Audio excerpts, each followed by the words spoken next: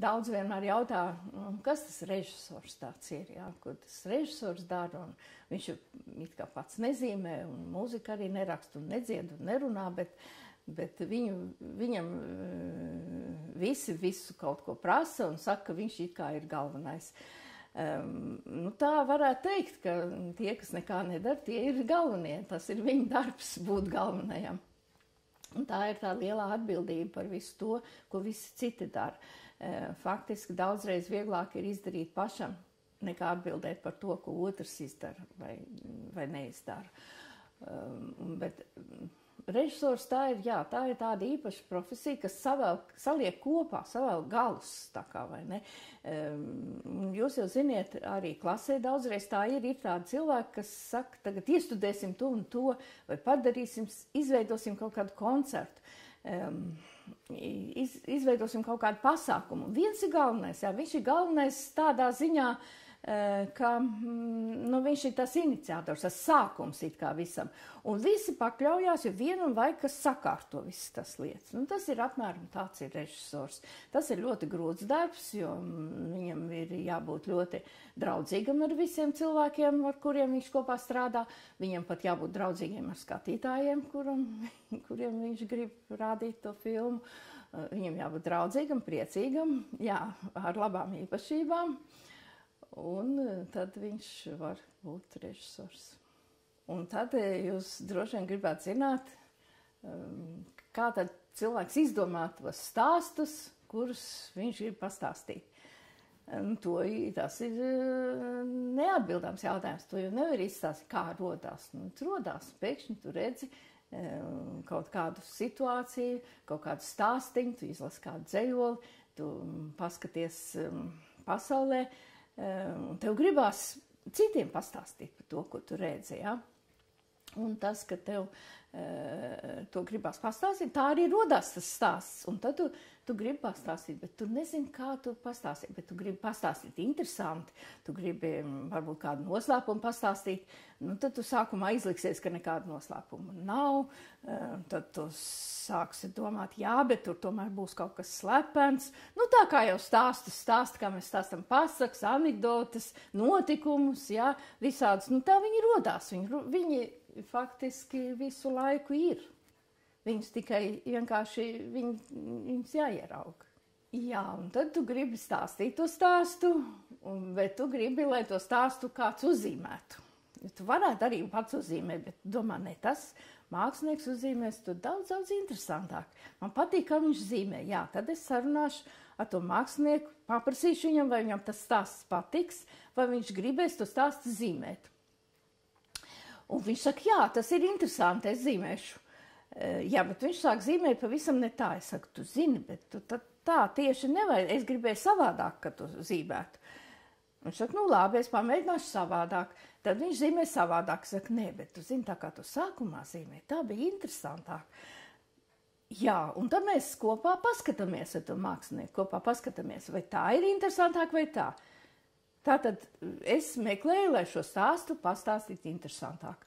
Tagad mākslinieks tur uzzīmēs. Tagad vajag, lai viņš kustētos. Tad mēs meklējam kopā ar mākslinieku, domājam, kas to varēs to kustību uzzīmēt, kuram tas vislabāk tā kustība iznāks.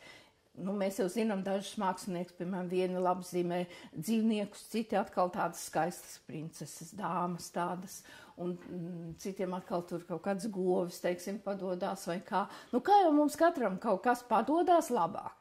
Faktiski jau mēs visi varam, vai ne? Bet kaut kas mums tā kā labāk padodās. Tad mēs mēģinām atrast tādu cilvēku, kas var to labi uzzīmēt. Bet tad vēl tam visam vajadzīgs arī skaņa, jo viņi runā, dzied varbūt, un varbūt dejo. Un tas nozīmē, ka vajadzīga mūzika ir.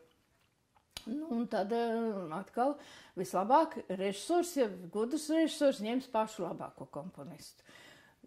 Gudrs režisors ņems vislabākos cilvēkus, vislabāko mākslinieku, vislabāko animātoru, vislabākos aktierus un vislabāko komponistu. Un tad viņam ir cerības kaut cik nebūtu filmu uztaisīt daudz maz, Viņam, protams, arī pašam būtu vēlams būt vislabākam, bet tā kā viņš ir galvenais, tas nebūtu tik svarīgi. Svarīgi, lai citi būtu ļoti labi. ja, teiksim, mēs sākam vienu tādu mazu stāstījumu. Sākumā ir ļoti liels, ir tāds noslēpums, nekā vēl nav. Ir pilnīgs tukšums. Tad rodās pamazām pasaule rodas tur kaut kādas zvaigznītes, kaut kāda dzīvnieciņa, kaut kādi neparasti tēli. Ja? Līdz viss aiziet līdz tam, ka sākās, ka rīts ir un kad saule mostās. Ja? Tagad, lai tam komponistam, viņam tu to izstāst, kas tas viss ir, un tu saki, vajag būt tādai, tai muzikai tādai noslēpumainai, ja? Jo mēs vēl nezinām, kas radīsies, kas kā ir. Un ar to pilnīgi pietiek, komponists tā arī strādā. Viņš saka, bet tu zini, vajag vēl tādu muziku, lai visi gribētu viņu klausīties. Ja? Nu, tad viņš arī cenšas uzrakstīt to muziku tā, lai viņi būtu interesanti, lai tur būtu noslēpumi, lai būtu spēle, lai kaut kas mainītos. Ja? Nu, tas vispār principā ir ļoti vienkārši no vienas puses. Ja? Jo tāpēc, ka katrs dara savu darbu. Tas nav tā, ka tur vajadzētu, ka režisors kaut ko briesmīgi zinātu kādai tiešai mūzikai, cik tur notīm jābūt vai kaut kā tā, bet režisors zina, cik garš gabals ir. Ja? Viņš, teiksim, zina, sākumā mums būs 3 minūtes, tad mēs 5 minūtes izklaidēsimies, un tad 3 minūtes būs tur traģēdija kaut kāda notiksies, un tad vēl 5 minūtes, teiksim, būs viss atrisināsies. Ja?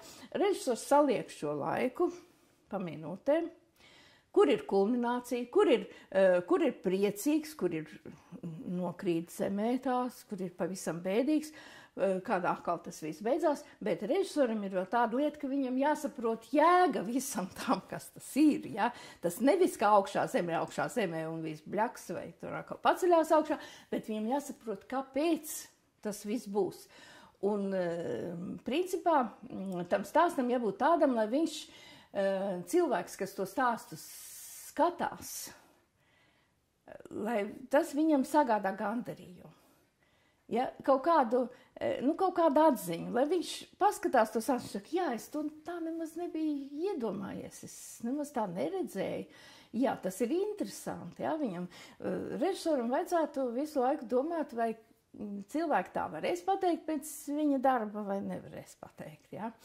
Tā kā nevis tā kā vai viņš nevar domāt par to, viss teiks, redz, cik viņš ir talantīgs, cik viņš skaisti to iztaisīja. Tas būs nepareizi. Tas, zināmā mērā, tas, protams, kaut ko arī dos, vai ne, un cits viņš, es arī gribu tāds pats, kā viņš būtu, vai ne, tad tur būs tāds ļoti tāds šaurs tas uzdevums, bet ja tu gribi plašāk, tad tev jāizmirst par tām personīgām ambīcijām, jo vai tas būsi tu, kas tieši tu iztaisīs, vai cits, tas nebūtu tik svarīgi. Jo filma tas ir daudzu cilvēku kopdarbs, salikts kopā. Un viņam jābūt visiem jābūt ir labi izdarītiem tiem darbiem. Vēl interesanti ir tas, ka filma palīdz tev pašam vairāk redzēt. Un nekā tu domā tā kā citiem, lai viņi palīdzētu redzēt, bet ja viņa tev pašam nepalīdzēs redzēt, tad cits neko tāpat neredzēs. Jo tev visu laiku ir jābūt atvērtam un dzīvam, strādājot pie filmas, un tad tu vari ieraudzīt tur tādus gabaliņus un tādas ainiņas, kādas tu, piemēram, sākot filmu, neesi redzējis. Un tagad tu ej līdz tai filmai. Un tu pilnīgi varbūt arī pakļaujies. Tā rodas tāda kā jauna tāda realitāte. Un tas arī norāda, cik pasauli ir bagāta, cik viņi ir neizmērojami skaisti un neierobežoti savā iespējamībā. Ja? Ka tu visu vari attīstīt, ieraudzīt, paskatīties no citas puses. Jā. Tas ir interesanti vispār. Kā režisoram tad jāmēģina atcerēties, tā bija laikam, vai tā nebija Skudriņa tipa, pilnīgi atsevišķi. Tur mēs sākumā abi bijām režisori tai filmai. Hallo Hela bija tāda filma, ja tāda, kur starp citu mēs satikāmies ar burvīgu mākslinieci, ar Ilonu Ceipi, kas ir bērnu grāmatu ilustrācijā, vienkārši fantastiski gaišs cilvēks. Tieši no kontaktiem ar viņu, ar šo patiešām brīnumaino cilvēku, mākslinieci, ja, sākās visa mūsu turpmākā attieksme pret multiplikāciju kā pret ļoti nopietnu, poētisku mākslas veidu, kurā patiesībā ar bērniem jāsarunājas tāpat kā ar pieaugušajiem, tikai vēl daudz, daudz gudrāk. Nu, man ir 2 virzienu filmas, bet vispār es domāju, ka es esmu tikai vienu multfilmu uzņēmis savā laikā. Tā ir filma Bruņurupuči, kurā nevis bērni ārkārtīgi daudz smejas un ārkārtīgi daudz līksmo, bet kurā bērni pat raud dažās epizodēs. Tas ir tāds princips manai attieksmei pret pasauli, jā, es domāju, tas izriet tieši no tās patiesās attieksmes pret bērniem. Jo, nu tā nu ir, ka mēs šajā pasaulē dzīvojam paralēli visu laiku, gan priekos, gan bēdās, gan priekos, gan bēdās. Gan ļoti nopietnās, gan ļoti jautrās lietās mēs dzīvojam šeit. Un tā ir tā patiesā dzīve, kur mēs izdzīvojam. Nu, multiplikācija jau ir tāds pasaku veids, kurā patiesībā cilvēku dzīves izdzīvo dažādi dzīvnieki, dažādas dzīves radības. Ja? Vai tur vienlaicīgi jēriņš ar vilciņu piedzimst bargā ziemas vidū un iet pasaulē, ja?